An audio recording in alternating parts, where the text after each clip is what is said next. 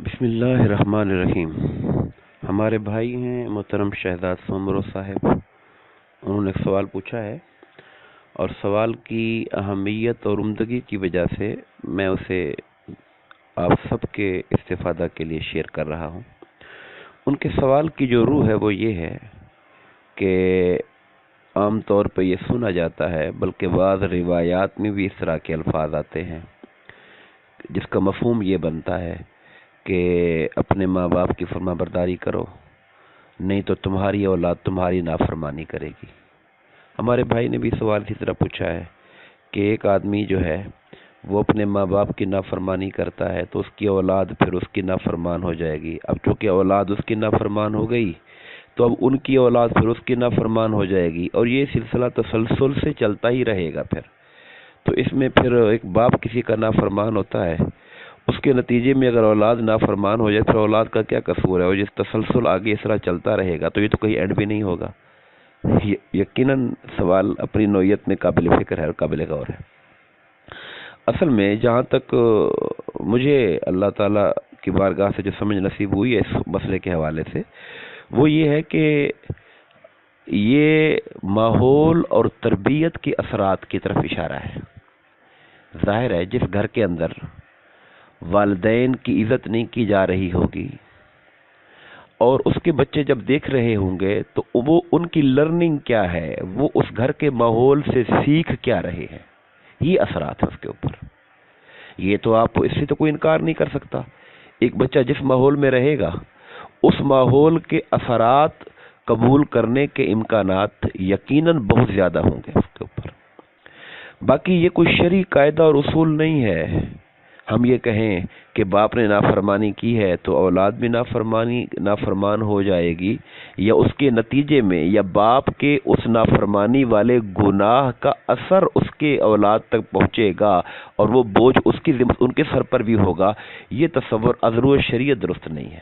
اللہ تعالیٰ نے فرمایا لا تازر وازرۃ وزر اخری، گناہ کا بوجھ اٹھانے والا کوئی شخص دوسرے کا بوجھ نہیں اٹھائے گا، یعنی کوئی شخص کسی اور کے گناہ کا بوجھ نہیں اٹھائے گا۔ یہ قرآن مجید کا فیصلہ ہے اور اس کا اطلاق ایکچولی آخرت کے اعتبار سے ہے۔ کسی کا بھائی گناہ گار ہے، خدا نہ کرے، کسی کا والد گناہ گار ہے، اللہ نہ کرے، کسی کی اولاد گناہ گار ہے، اللہ نہ کرے، تو اولاد کے گناہ گار ہونے کا نقصان باپ کو نہیں ہوگا، الا یہ کہ باپ نے اس کی تربیت میں غفلت کی تو پھر یہ عمل آ گیا اس کا تربیت کا، چونکہ باپ کی ذمہ داری تھی اچھی تربیت کرنا، اچھی تعلیم دلانا، تو وہ تربیت نہ کرنے کے اپنے عمل کا نقصان اس کو ہوگا، اس کی سزا ہو سکتی ہے۔ لیکن اگر اس نے اپنے طور پہ حتی الامکان کوشش کی لیکن اولاد بگڑ گئی کسی خارجی وجوہات کی بنا پر یا شر نفس اور شر شیطان کی وجہ سے، تو اس کا قصوروار باپ نہیں ہے۔ اسی طرح باپ کوئی غلط کام کرتا رہا، جیسے ماں باپ کی نافرمانی ہے، تو اس کا وہ ذمہ دار خود ہے، لیکن وہ جو اس نے تربیت میں غفلت کر لی، ظاہر ہے جو ماں باپ کا نافرمان ہے تو وہ اپنی اولاد پر بھی اس طرح توجہ نہیں دے رہا اور اپنے عمل سے ان کو غلط راہ کے اوپر ڈال رہا ہے۔ اپنے عمل، اس کا عمل بچوں کو، چونکہ یہ بھی تو حقیقت ہے نا کہ آپ کی باتوں سے زیادہ آپ کا کریکٹر اثر کر رہا ہوتا ہے اولاد کے اوپر، تو بنیادی طور پر وہ تربیت کی کمی ہے، وہ اپنے بچوں کو اچھا ماحول دینے میں ناکام رہا ہے، اس اعتبار سے تو وہ گناہگار ہوگا۔ باقی رہ گئی اولاد کہ جی کیا اس کے نتیجے میں ایسا ہی ہوتا رہے گا؟ میں نے کہا یہ قاعدہ اور قانون نہیں ہے، یہ صرف تربیت اور ماحول کے اثرات ہیں۔ اللہ تعالیٰ کا فرمان ہے لیس للانسان الا ما سعی، انسان کو وہی کچھ ملتا ہے جس کی وہ کوشش کرتا ہے۔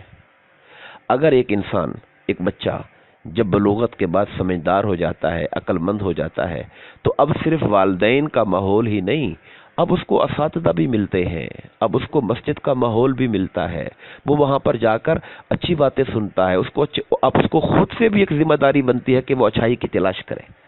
اب اگر وہ اچھائی کی تلاش کرتا ہے اور اچھائی کے راستے پر چلتا ہے تو اس کے باپ کا خدا نخواستہ اپنے ماں باپ کا نافرمان ہونے کی وجہ سے یہ نہیں کہ وہ اچھائی کی راہ پر چل ہی نہیں سکتا ہے، چونکہ اس نے تو لازماً وہی کرنا ہے جو اس کا باپ کرتا رہا تھا، ایسا نہیں ہے۔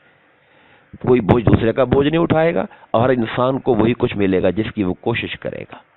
اور یاد رکھیے جب انسان اچھائی کی راہ پہ چلنے کی کوشش کرتا ہے تو اللہ تعالیٰ کی مدد و نصرت اس کے ساتھ آ جاتی ہے، والذین جاہدوا فینا لنہدینہم سبلنا، جو ہماری راہ میں ہماری رضا کے لیے جد و جہد اور کوشش کرتے ہیں، ہم پھر ضرور بے ضرور ان کے لیے ہدایت کی راہیں کھول دیتے ہیں۔ یہ اللہ کا وعدہ ہے۔